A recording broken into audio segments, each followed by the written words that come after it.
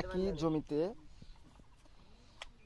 আপনার 4 রকম চাষ, তো সেটাই আপনাদের মাঝে আমি দেখানোর চেষ্টা করতেছি।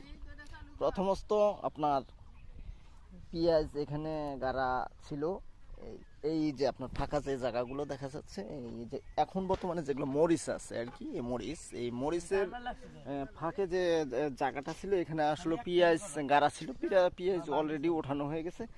তারপর আছে আপনার এই যে এখন রসুন, এই যে রসুন, তো রসুনও কিছুদিনের মধ্যে উঠে যাবে আর কি। তারপরে এই যে মরিচ, তো মরিচের পাশাপাশি আপনার মনে করেন যে এই যে আপনার এটাকে বলে পটল, বাড়ি পটল গাছ যেটা বলে, তো এই বাড়ি পটলের জাংলি দেওয়া হইতেছে।